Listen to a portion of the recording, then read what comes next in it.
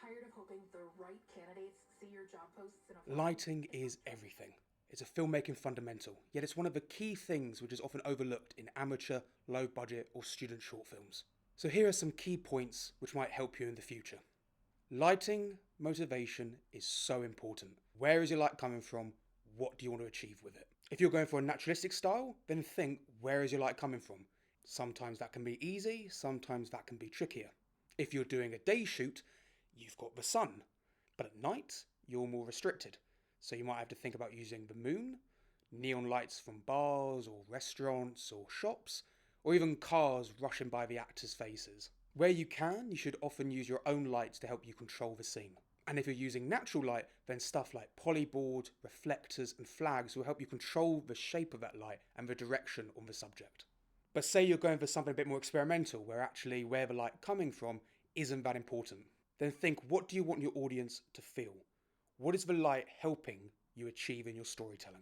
The colours of the lights, for instance, or hard contrasts on how the light hits the actor's face and the grooves and the shadows. In film, there is a variety of different lights that you can just get lost in. 4 key types of lights are tungsten, fluorescent, HMIs and LEDs. Tungsten are similar to incandescent filament bulbs that you find in most interiors. Fluorescent lights offer a naturally soft light and can be balanced for indoor and outdoor uses.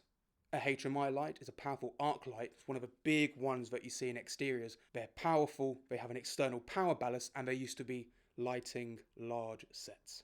LED lights are perfect for your low budget, student, amateur short films. They're cheaper, more compact, and you can actually get a wide range of clever and cool effects with them.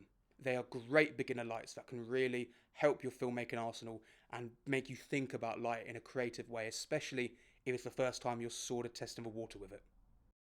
How to set up lights is quite similar to motivation. Think where the light is coming from. How do you want it reacting with your environment? How do you want it to hit the actors and objects? For instance, if you're in a hospital set where there's harsh light from above, you need to rig a light from above. Are you in a dark living room where only appliances are emitting light? Then maybe take a very small LED light, strap it, and use that to create some light in the background of your image. A simple lighting setup you've probably heard of, especially if you've been Googling how to light a scene, is a 3-point lighting setup.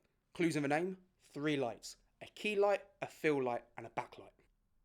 A key light is your primary light, and it's the primary thing that's lighting the subject. The fill light is opposite the primary, giving a bit more balance to the other side of the subject's face or features.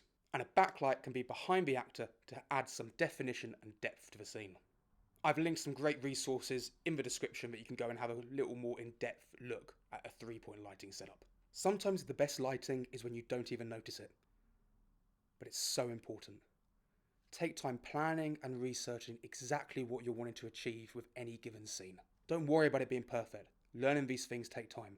But knowing it's something important and it's something you need to improve on, adapt and learn, that's the main thing. I am dreadful with lighting.